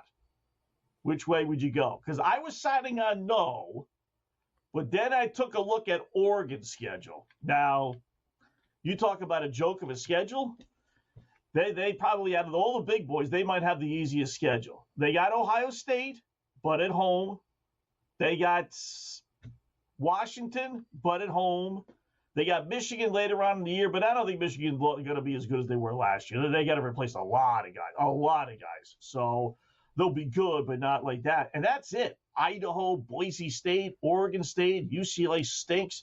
Problem is the Big Ten stinks, Dave. Outside of Penn State, and they don't have Penn State's, outside of Penn State, Ohio State, Michigan, Iowa, but they don't have Iowa. They don't have Penn State. And they got, a wounded Michigan. They got one team. There's no USC. They got Ohio State, and that's at home. So they could lose that and still probably get in. At plus 650 to win it all, you're going to get a pretty good number right now if you bet them now because they're getting it. I didn't see this coming. We were having a really nice show, and then you chose Big Ten violence. You chose Big Ten violence. I gave your guys props, guy, but but that was like a backhanded compliment. That was like one of those ones. Boy, your hair really looks nice. Like when it doesn't. And I don't know. That was when you could see. I didn't see it coming. And I'm very surprised by it. I think the Big Ten is. I mean, the bottom is atrocious. It's bad. Yes. But I think, there's teams on the other half like that, or used to be on the other half. Now they're all in one. Yeah. I think it's going to be a very competitive conference. To answer your question, will take whatever you want on a team to be undefeated in a regular season. I don't think it's happening. This isn't the year for it to happen. There's too many things, differences, changes, and there's a grand slam in Arizona. They're up 9-2. Arizona and over is already done. And the only thing that's stopping that is Mother Nature, baby. Diamondbacks 9, Red Sox 2 in the 7th. I don't think anybody's going undefeated. And you made a very good case for Georgia's the team that everybody's talking about, but Ohio State, the way they catch everybody on their schedule could be the other team that a lot of people are talking about going undefeated. You're the first person I've heard say Oregon's got a shot to go undefeated. I think they trip up once or twice, and I don't know anything about their depth. I'll be very surprised if anybody goes undefeated. Really. I'll take everybody else. Yeah. Like I said, I was leaning towards that, but then I started looking at some of these major teams. And Oregon was the one where I stopped and said, all right, listen, they could lose at home to Ohio State, and that would be the end.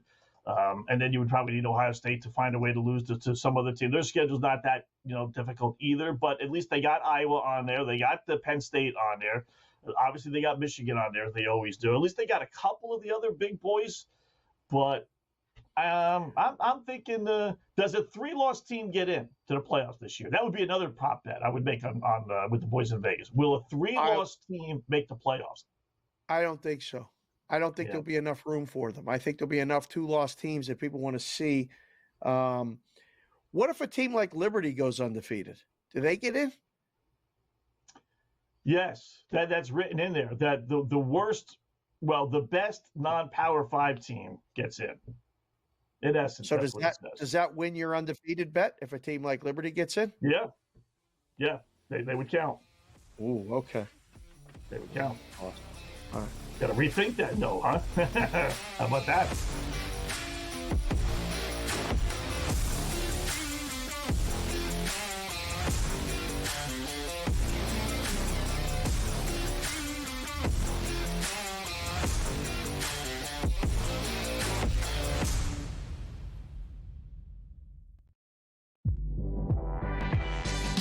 I've told y'all time and time again, Trey Murphy III. Trey Murphy the third. I'm telling y'all, this guy can absolutely ball as a 3-and-D guy, and he's going to take the next step. Betting above the rim, only on SportsGrid. The sharpest football contest show in the land, the Las Vegas Football Contest Show, focuses on Circus Sports Million, Circus Survivor, and the Westgate Super Contest, handicapping the games and releasing our contest picks every week of the season. With 2 former Super Contest winners, Brady Cannon and James Salinas, a former NFL player, Mike Pritchard, and over $1 million in contest prize money won combined, the Las Vegas Football Contest Show will have you prepared this season like none other. Hey, let's say it comes down for Matt Kuchar in the FedEx Cup fall. Let's say he doesn't make a cut, and it comes down to one shot. And That's a good point. And he keeps his card for the top 125 because he did make the jump from, I think it was 113 to 103. So he made a 10-spot jump. So he's got, 17, or let's see, that was not good math. He's got about Not a math bot. The Smiley Show, only on SportsGrid. SportsGrid, the only streaming sports betting network. Tips, info, and insights to up your IQ. It's smarter to be on SportsGrid. New to the Live Golf Plus app. Watch Live Golf any way you want it. Follow any group. Replay any shot. Anytime, anywhere. Any questions? Watch Live Golf live and on demand.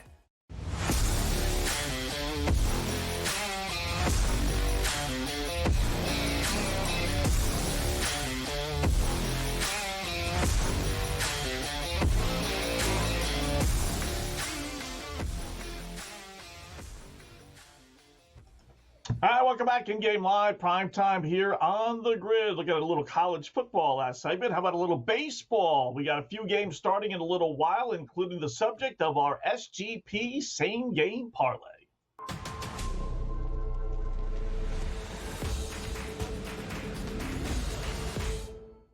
Ah, yes. This is the one we're going to break into our little bag of systems. One of our best systems. Not quite with baseball, but that's okay. We'll use it just the same.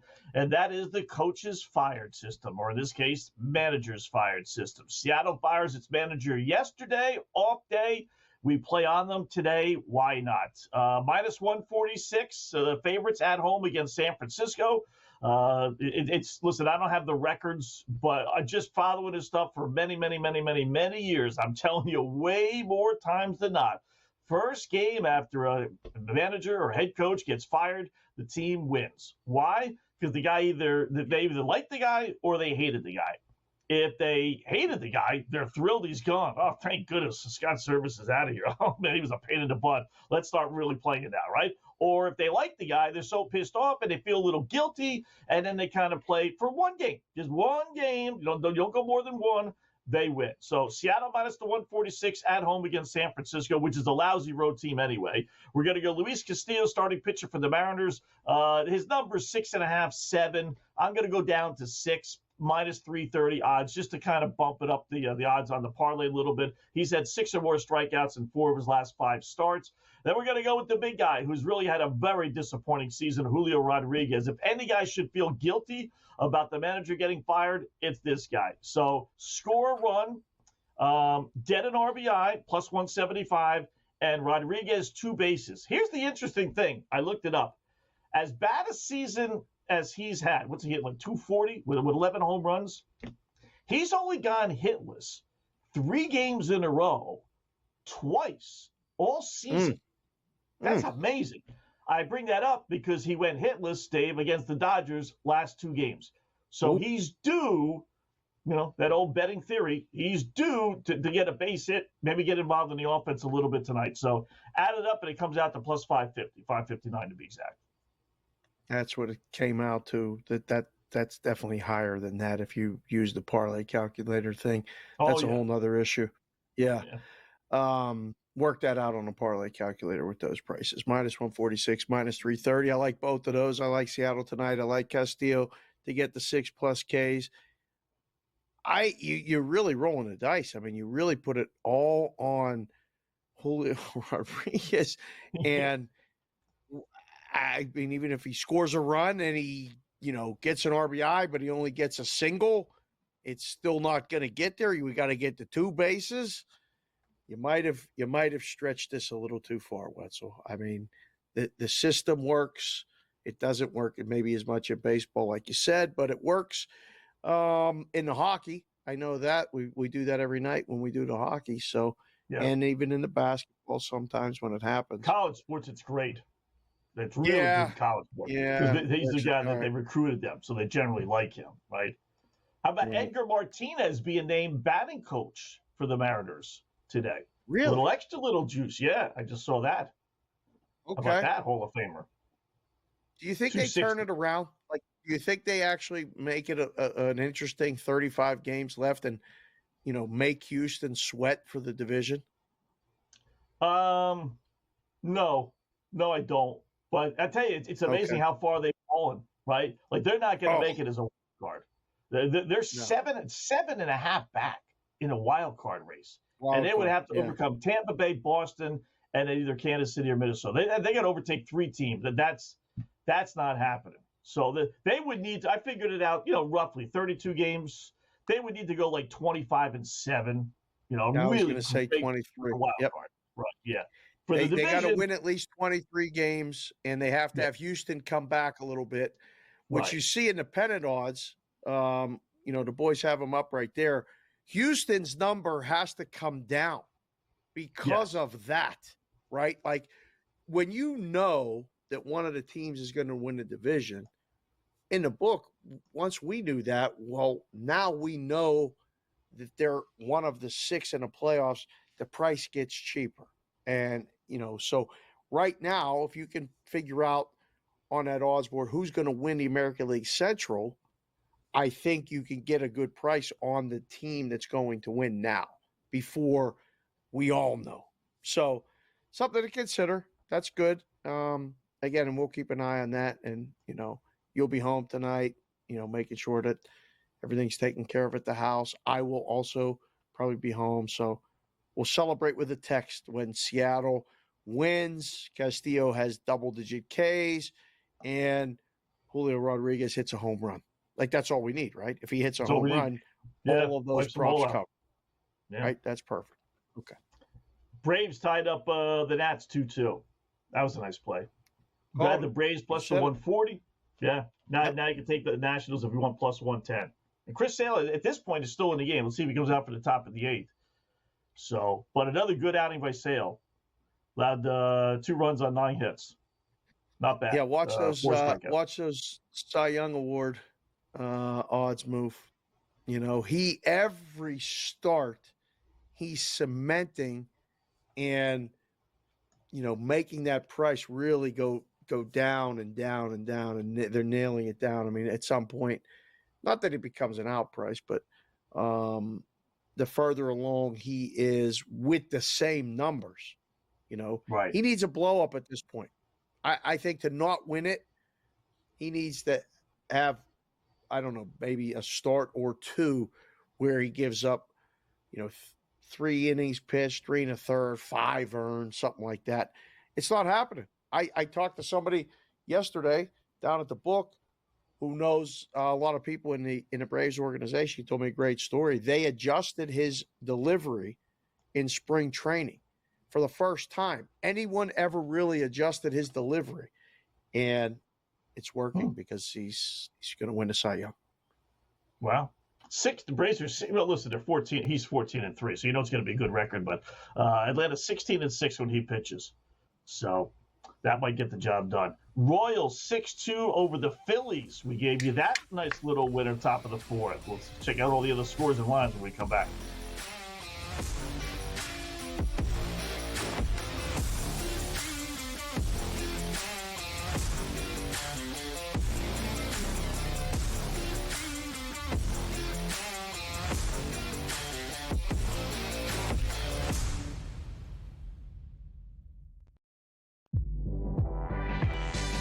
I told y'all time and time again, Trey Murphy the third.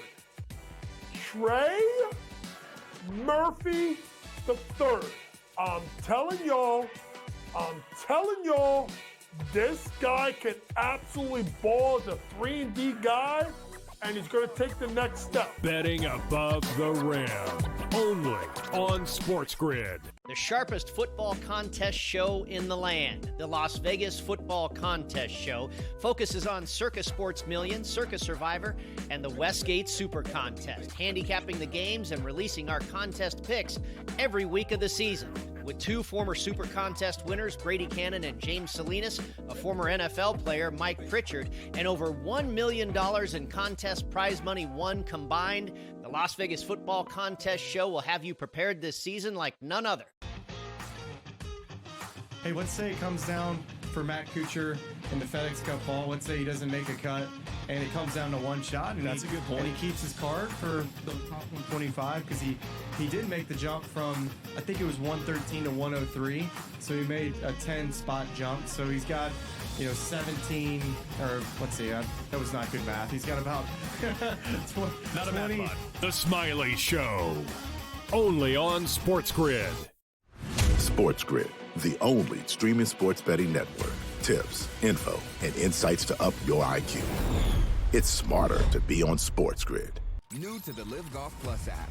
Watch Live Golf any way you want it. Follow any group. Replay any shot. Anytime, anywhere. Any questions? Watch Live Golf live and on demand.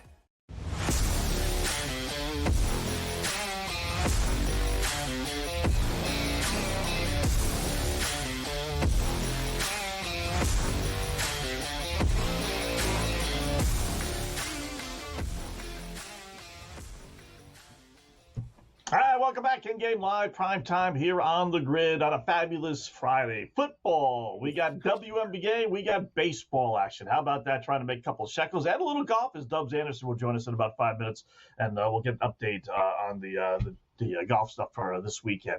So checking the board. Ooh, St. Louis just scored 2. Snapped a 1-1 tie with the Twinkies. Now lead 3-1. Not bad. We need that. We need Cardinal wins for our over. Not out of that just yet. Mentioned Dave Kansas City 6-2 over the Phillies, bottom of the 4th inning. Telling you, I'm getting to the only thing that makes me say no with this goofy Phillies team is that when the year they went to the World Series a couple of years ago, if you look at the last 2-3 weeks, they were god awful. They were just awful. Yet they turn it on, they get to the World Series. So, but they're losing again 6-2, 8 plus 8:30, bottom of the 4th inning. I want to take a little flyer. They're not exactly, facing Hal McRae and George Brett there. That's a big fat number. Do you remember the shortstop for that team? Buddy Biancalana? Freddie Patek? Freddie Patek was one. Yeah. But Buddy Biancalana, that was one of my favorite baseball names, right? That was pretty good. Buddy Biancalana, boys and girls, look him up. He had a great head of hair. His baseball card was awesome. There's so many things like you remember just from baseball cards. I can't believe what the card thing, the whole industry has become with these special edition cards, and people are having shows where they open up cards and look for speculative boxes and all this other stuff. It's gotten so overwhelmingly commercialized. There's even now you get 3 hats in a special edition card in a box. They just unveiled that in New York at that big Fanatics thing. And someone asked me if I wanted a sample, send me a box, 3 hats, random, and a card. And I was like, I'm pretty particular about the hats. I don't think I need to, crack open a box of hats. Is that something you'd be interested in, or is that really a young man's game? I mean, a box of cards I get. I don't get the hats thing. How do they do that? It's a big box. Regular hats? It's a big box. You get 3, I don't know. What do they charge for that? Adjustable. $100? I don't know. Oh yeah, no, over. Be, right? I think it's over. 3 hats and some, could be random special edition card in a box. So, it's over 100. I think it's close to 200. I think it's at least 199. But I'm particular. Like I don't need to open up and like, what if I get a I don't know, a team that I don't want or that doesn't match anything that I got. So I don't know. I just wanted to ask you that, like, at least now before we get Dubsy in, because I know Dubsy will be here. Got to play for you. Please hit me. I'm going to squeeze it in Let's now. go. Just like Wednesday night. Connecticut, double-digit favorite over Chicago. Trailing 74-73, 5 minutes left to go, fourth quarter. Now, I did give out the Chicago to the boys on the podcast today because this is a big letdown spot. Connecticut Sun, this is WNBA people, played at the Boston Garden, TD Waterhouse or TD whatever they call themselves these days, right? Sold out crowd, right? The whole kit caboodle, they win. Now they're coming back home to Connecticut, you know, where they normally draw a decent crowd. But it was a letdown spot. They're at home. They're down 3 now, 4 or 5 minutes left to go. Basically pick them as a double-digit favorite. You want to grab them? You did this to me the other night and it worked out. Yep. Now I have to log in and see if I can get this. Okay. Wow, it's only minus 125 on the money line. Yeah. Connecticut Sun. All right. I'm in. We'll do it right now. Not bad. I'll take my shot. Yeah. I think somewhere along the line they turn it on. They're a better team, right? Perfect letdown spot. This is the perfect, like we said on Wednesday. Perfect gambling spot. I got a double-digit favorite at home, struggled a little bit, letdown spot. 4 minutes left, 4 or 5 minutes left, fourth quarter. They're going to turn it on, right? Eventually, you would think. So get them, pick them. It's not like they're down 7 or 8. You're getting them at pick them, right? You would think somewhere along the line the boys in Vegas would take a step back and say, all right, the team's not down. It's even. They're still the better team. So the chances are they're still going to come away with victory. So I'm surprised it's basically it's a time thing. It's just a time thing. There's just not that much time left in the game. It's a number of possessions and different things like that. They're not even looking at the teams. It's a computer algorithmic model that just literally spits it out. So don't take it personal. Just make the play. All right. Little golf talk. Dubsy Anderson joins us next here on the Grid.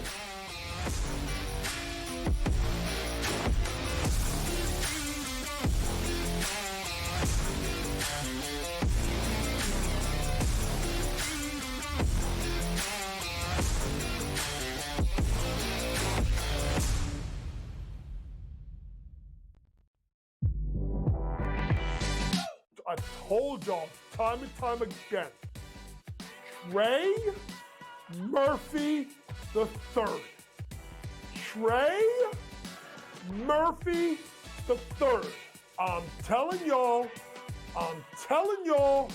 this guy can absolutely ball as a 3-and-D guy, and he's going to take the next step. Betting above the rim, only on SportsGrid. The sharpest football contest show in the land, the Las Vegas Football Contest Show, focuses on Circa Sports Million, Circa Survivor, and the Westgate Super Contest, handicapping the games and releasing our contest picks every week of the season. With 2 former Super Contest winners, Brady Cannon and James Salinas, a former NFL player, Mike Pritchard, and over $1 million in contest prize money won combined, the Las Vegas Football Contest Show will have you prepared this season like none other. Hey, let's say it comes down for Matt Kuchar in the FedEx Cup ball. Let's say he doesn't make a cut, and it comes down to one shot. And That's a good point. And he keeps his card for the top 125 because he did make the jump from, I think it was 113 to 103. So he made a 10-spot jump. So he's got, 17, or let's see, that was not good math. He's got about Not a bad one. The Smiley Show, only on SportsGrid. SportsGrid, the only streaming sports betting network. Tips, info, and insights to up your IQ. It's smarter to be on SportsGrid. New to the Live Golf Plus app. Watch Live Golf any way you want it. Follow any group. Replay any shot. Anytime, anywhere. Any questions? Watch Live Golf live and on demand.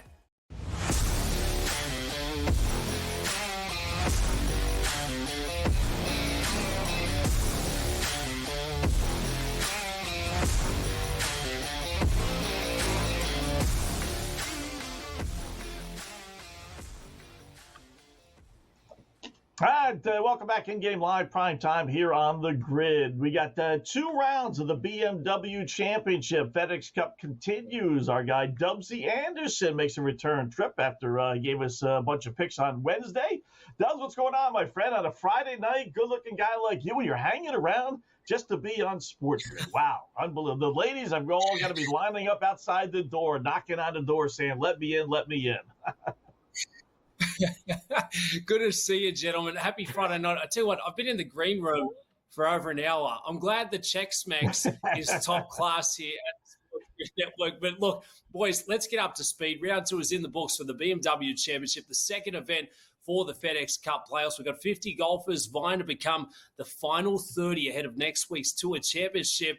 And I tell you what, this one pains me to say, but it's Adam Scott, my fellow countryman, up top of this leaderboard at 13 under par. And why is this such a special story? Well, Adam Scott, he's got the green jacket hanging in the closet. But for Adam Scott, this is where he started his professional career going back 20 years. So he's got the good vibes. He's the oldest golfer in the field this week, and he posted a blemish-free 9 under par to skyrocket to the top of this leaderboard and still sit there at plus 160. Other big storylines coming out from Friday over there at Castle Pines. Hideki Matsuyama, a winner there last week in the first FedEx Cup playoffs event, has had to pull off due to soreness. He's had a bit of a back injury lingering throughout the season. Not great news for Hideki from all reports. He is getting set to return there next week at Atlanta. It really will not affect the FedEx Cup standings too much there, but considering that Hideki was sitting at 5 under par, just a shot back of your overnight leader.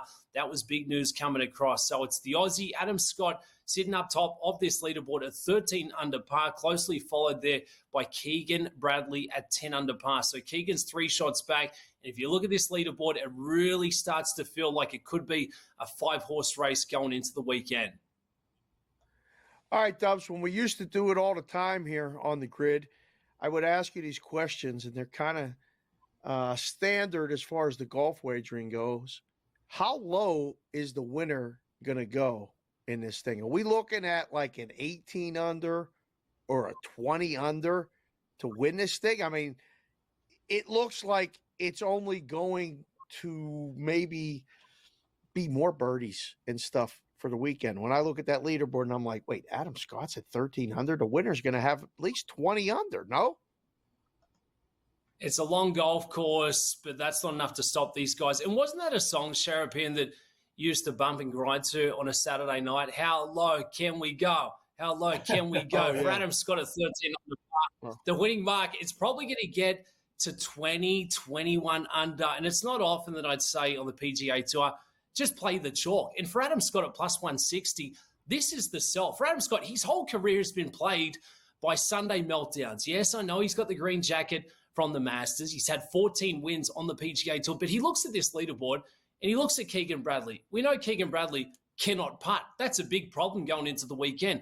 Ludwig Ober, he's a 4 shots back there at 9 under par. I love his golf game, but that's a lot of ground to make up. And then you've got Alex Noren at 5 shots back. I mean, he's a proven winner internationally, but I mean, he's right up there with Tommy Fleetwood as maybe one of the best golfers to never close it out on a Sunday. So Adam Scott is a golfer who feels the pressure, but there's just not a lot of pressure coming from your Scotty Schefflers or your Xander Schauffele's amongst a now 49-player field. So I think 20 under par, 21 under par is probably going to be enough for Adam Scott to cement this thing, because the chasers, they're just a little too far back. It's like, Sharapan, if we did the Tour de France out there on the cycles, I mean, after day one, you're probably 2 cities behind me. You know, that's the kind of margin Adam Scott is putting from him in that chasing pack. So plus 160, it's not a bad price. But there's other ways to find value in the golf betting. And opposite picks, I know you love a sharp angle. My guy, Will Zalatoris, he sits at -3. So he's 3 under par, but we can still get plus money for Willie Z to finish inside the top 10. He'd only have to catch up 1 shot. He's only 1 shot outside of the top 10. I like his ball striking. And you look at the metrics, he really hasn't done a lot on the greens with that flat stick. So for me, that tells me upside. He's going to get a lot of birdie looks going into Saturday and Sunday. I think he can steam up this leaderboard. Just has to make up a shot, and we're still getting plus money. All right, they offer up, will there be a hole in one? I know this course is 1.5 miles long. You can actually bet the no, which they generally don't give you. Minus 750, though. Would you be willing to go minus 750 on the no, or do you would take a stab at plus 5 to 1 on the yes? That's a tough one. Look, we're trying to make American money here. That's a tough market for me to dabble with. We've only got $49. It's a small event. This feels like a trap bet. This is one that Sharapan and the boys would cook up over there in Sin City, if you know what I'm saying. I don't think we see a hole in one. If you're looking for a value play, maybe a little sprinkle, Alex Noren at plus 1,400. If everything goes wrong for Adam Scott on Sunday afternoon, that's the player I would target. I would look towards Will Zalatoris here for a little top 10 finish, still getting that plus money. And maybe Tommy Fleetwood, who's only a couple of shots back. He's a plus 190 for a top 10 finish. I mean, he is a perennial top 10 on the leaderboard just without closing it over the weekend there. And for me, boys, look, I love the golf. I know we're getting set for a little regular season in the NFL, but it just loses that steam when we don't have the full complement of players vying it out for the PGA Tour. And for the golfers, that's the feedback I'm getting from inside the ropes. They want to play for prestige. They want to play for history. At this pointy end of the season, it just feels like it's missing a little something this week. Dubsy, you got me. You bring out the best of me. You're talking about, partying and dancing on a Saturday night and going low. And it reminded me of Flo Rida, like a little bit of, apple bottom jeans, boots with the fur. The whole club was looking at her. She hit the floor. She hit the floor. Let's get low, low, low, low. I mean, this is what we do on Friday night, Saturday night. All right? Come on. I mean, you didn't see that one coming, and you ain't even blushing. I know you know the rest of the words. All right? Let's swing it to the horse racing. The Travers this weekend is in New York. Yes. You're down in SoCal. You're talking about horse racing.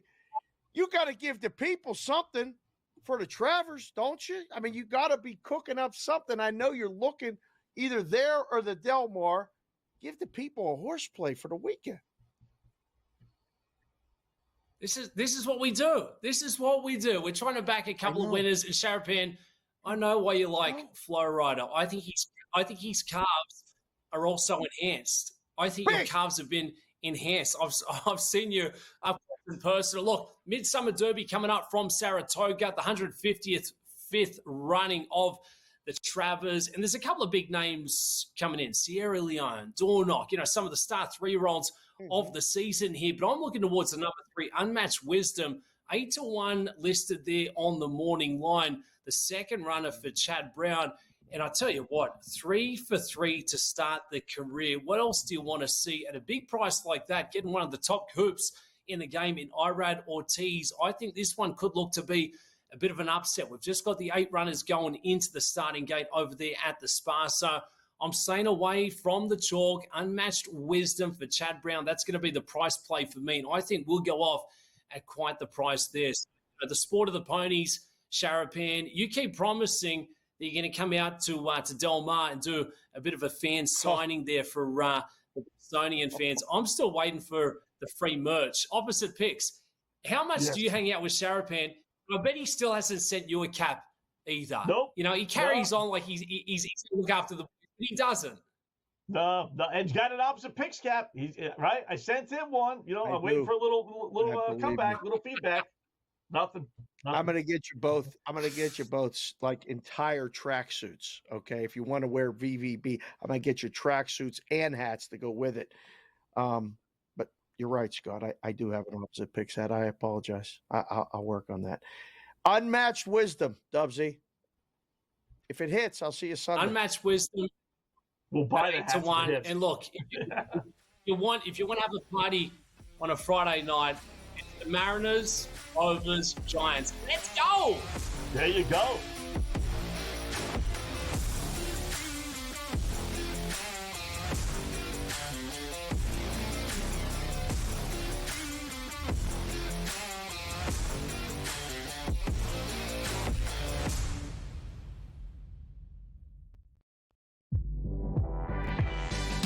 I told y'all time and time again, Trey Murphy III. Trey Murphy III. I'm telling y'all, this guy can absolutely ball as a 3-and-D guy, and he's going to take the next step. Betting above the rim. Only on SportsGrid. The sharpest football contest show in the land, the Las Vegas Football Contest Show, focuses on Circus Sports Million, Circus Survivor, and the Westgate Super Contest, handicapping the games and releasing our contest picks every week of the season. With two former Super Contest winners, Brady Cannon and James Salinas, a former NFL player, Mike Pritchard, and over $1 million in contest prize money won combined, the Las Vegas Football Contest Show will have you prepared this season like none other. Hey, let's say it comes down for Matt Kuchar in the FedEx Cup ball. Let's say he doesn't make a cut, and it comes down to one shot. And that's a good point. And he keeps his card for the top 125 because he did make the jump from, I think it was 113 to 103. So he made a 10-spot jump. So he's got, 17, or let's see, that was not good math. He's got about 20. Not a math bot. The Smiley Show. Only on SportsGrid. SportsGrid, the only streaming sports betting network. Tips, info, and insights to up your IQ. It's smarter to be on SportsGrid. New to the Live Golf Plus app. Watch Live Golf any way you want it. Follow any group. Replay any shot. Anytime, anywhere. Any questions? Watch Live Golf live and on demand.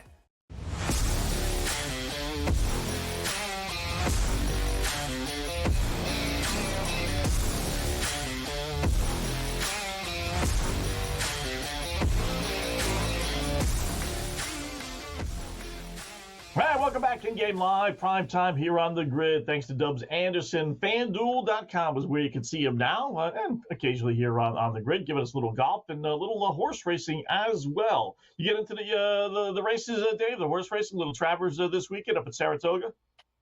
So I'll be out and about in the book, and depending on where I'm at, I have to play it now. I mean, a guy comes on like Dubsy and He's gives you the play. Too.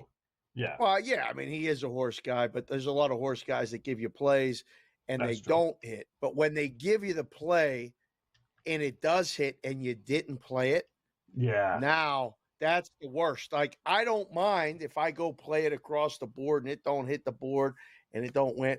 Like, that's all right. Like, I do it because I don't want the text that says, "Did you play it?" And I go, "Oh, no, I was busy. No. Oh, no, I missed it." You missed it? It paid. It went off 10-1, and the horse that came in behind it, the exacta, picked up enough, like you got to go pick up a bag. And so I'd rather 100%, the kids are back east moving into college. So it's just me and the in-laws. I can guarantee you that I'm going to find an excuse to stop into a sports book and play the Travers and play this unmatched wisdom for Dubsy. And if it wins, I mean, he's going to get a parlay. He's going to get a couple hats because I owe him hats. I owe you hats. I owe Matty G hats. Vinny and Papa Vinny. The hat guy's going to be busy because I got a lot of hats to take care of. What race is that? Do you know? What race? Didn't even look. Sometimes you only just the look numbers, in the morning. which is goofy. Yeah. So. Yeah, I don't even want to look. I'd rather, the less I know, when the horse guys give you plays. I mean, this used to happen every day in the book, right? Somebody would come up and be like, "Hey, I know the owner of this horse. It's the 3rd at Aqueduct. It's the 5." And everybody that works in the business goes, "Well, he must know." "Oh, yeah, okay, he knows." The horse is still running when the race ends. Like, it finishes last, right? Yeah. I mean, inevitably, you get tips every day. And that's one of the fun parts about going to the track. Everybody has an opinion, and you can bet it, and then you watch it, and then you do it again. And it's a nice afternoon, 8, 9, 10 races. I've never been to Saratoga. Have you been to Saratoga? Yes, one time. I have. Did you like it? I did. It was really nice. Big track, huge track. You know, that was the first time I actually saw like 3 cent or 2 cent literally trifectas. You know, I got people putting in like 10 horse trifecta round robins. I'm like, what the hell? It costs you like $2. Yeah, if it hits, you're gonna win like what, 30 cents though. So that was the first time I actually saw that. But very, very beautiful track. The area is nice. The town is nice. Old, quaint little town. It's actually pretty cool. Yeah, I'm making plans. I'm going next summer at some point. Really? I gotta go see my. Yeah, I gotta come back. We'll make it a weekend or something, and we'll figure it out. We'll get the boys up there. I know JY's been up there a couple times. Coach Young, who's on the network, friend of mine, Mark Malusis. He lives in New York. He's a big horse guy. Okay, so we're gonna get Moose up there, and I got to experience that because I've been to Del Mar, where Dubsy is, for the weekend. Del Mar is the best track experience I've ever had, along with, Santa Anita's close, but Del Mar is the absolute best. The Pacific Ocean in the distance where the turf meets the surf. It's just great.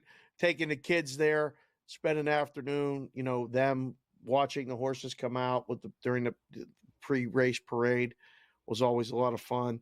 Hot dogs, nachos for everybody. They do these big things in the middle in the infield. I still like going to the track. I don't know if anyone under the age of 30 ever has been to the track, Wetzel, right? Like 40. Horse racing is one of those things that it needs to be fixed. And I don't know if the wagering can fix it. You guys are seeing a big change in New York, right? They put a lot of racinos and casinos at the tracks to try to boost up the handle with the races. You think it's going to work? Better spend a lot of money to upgrade Belmont Park. So much so that's why the Belmont Stakes was up in Saratoga this year. Then I think it's going to be there again next year. It's taking like 2 years to rebuild this whole new stadium and everything. So they're just spending a lot of money. It is a dying sport. It really is. You could bet. The allure was the betting, right? And that was the only thing you could legally bet on in so many states. But now, obviously, that's not the case anymore. So it's like, why should we bet on that? So they got. I don't know what they could do, but they got to come up with some kind of gimmick. Just some gimmick. It's just to figure out a way for people to think, okay, I can beat the boys in Vegas. Look, they never have any advertising campaigns. I would be like advertising, hey, 6 to 1, 7 to 1, 8 to 1. Why get even money on your bet? Come to the track and get 7, 8 to 1. Something goofy like that. You got to promote it. They don't promote it ever. So hopefully they do. Padres 1-0 over the Metsies already. Bottom of the first inning. Okay. All right. Looking pretty good. What else do we got? Kansas City scored a run, 7-2 now over the Phillies. Had a couple of comebacks here. Your Pirates came back. They did win, I think. I don't want to say that, whatever. The Pirates won. Pirates won 6-5. The Angels were up 4-0 on the Blue Jays. The Blue Jays are undefeated against the Angels during the regular season. They've swept all the games. You thought maybe the Angels were going to – you thought maybe the Angels were actually going to win one. Nope. Blue Jays came back and won 5-4. Here's one for you. I didn't get a chance to say this because the Angels were leading, so I didn't no point in saying it. But supposedly, I did not look this up, but this now makes 11 straight years the LA Angels have lost on August 23rd. Would you place the bet on that before the game? What in the world? Where did you get these crazy, like on the day of the game, the Tuesday record? August 23rd is just a bad day for the Angels?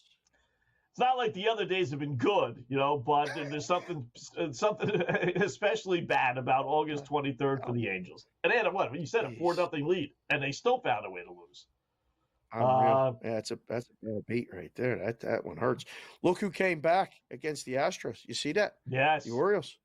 Orioles. Not bad.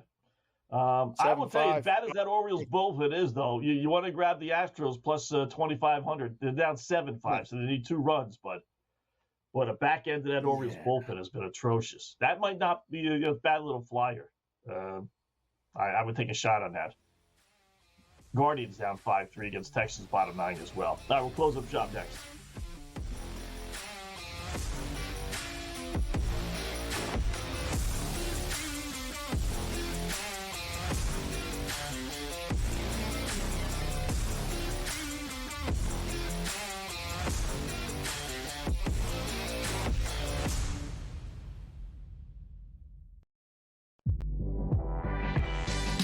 I told y'all time and time again. Trey Murphy the third. Trey Murphy the third. I'm telling y'all, this guy can absolutely ball as a 3-and-D guy, and he's going to take the next step. Betting above the rim. Only on SportsGrid. The sharpest football contest show in the land, the Las Vegas Football Contest Show, focuses on Circa Sports Million, Circa Survivor, and the Westgate Super Contest, handicapping the games and releasing our contest picks every week of the season. With two former Super Contest winners, Brady Cannon and James Salinas, a former NFL player, Mike Pritchard, and over $1 million in contest prize money won combined, the Las Vegas Football Contest Show will have you prepared this season like none other.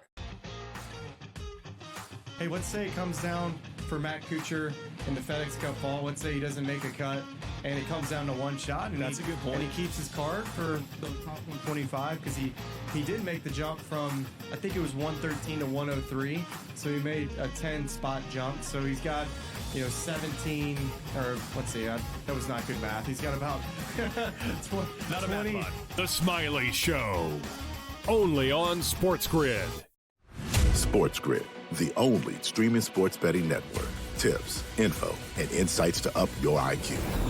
It's smarter to be on SportsGrid. New to the Live Golf Plus app. Watch Live Golf any way you want it. Follow any group. Replay any shot. Anytime, anywhere. Any questions? Watch Live Golf live and on demand.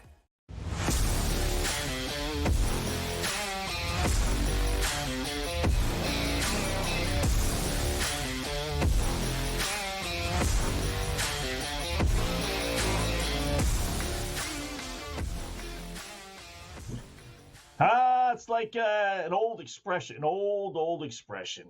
Don't quite exactly know what it means, but it's like taking candy from a baby. Oh, do I love the WNBA. It really is. What is that exactly? Is that supposed to be? I thought like taking candy from a baby is tough because the kid is grabbing the candy, then the poor kid's crying, right? I mean, but it's supposed to represent something easy. But anyway, final score in Connecticut, Dave. Connecticut Sun 82, Chicago Sky 80. Sun win. I'm glad you told me. And they cover the 1.5 that we gave it out. Hopefully you really get it in. That's good. I laid 130 on the money line, so I'm good with that. I didn't want to worry about a point spread because if they would have come back and won by 1 and we would have lost, I would have been mad. And I don't want to be mad for the rest of the evening. They hit 2 free throws. I think because I saw 81-80 with 4 seconds left, and I'm laying a 1.5. Right, I'm thinking, oh, boy, she's going to miss the second free throw, right? But she, I'm pretty sure somebody hit 2 free throws. Yeah, Alyssa Thomas makes 2 free throws with 4 seconds left. Thank you very much, Alyssa. Not 1, but 2, and we get the cover. Cha-ching, cha-ching. If you were here in Vegas, I would ask you this question because I have carte blanche. I have an empty house. It's me and the dog. Grandma's up bowling at the Suncoast. Pap's already asleep for the night. So I got to pick somewhere to go to dinner. What genre would you like to go to dinner tonight? If you're in Vegas, I'm going to go most likely by myself. I'm going to pick whatever I want. If you had carte blanche to go enjoy a nice dinner, no interruptions, maybe turn on a game or two, watch Seattle, and we'll try to get this Dodger run line in for the Black Club play tonight. I'll pick you up. Where you want to go? We having Chinese tonight, Mexican, sushi's being said, sushi. Italian. What? You don't like sushi? No, I don't like sushi. No, the only raw fish I'll eat are clams. I do like clams. No oysters. You can die eating the wrong oyster. Yeah, clams. That's the only thing. So I'm a big.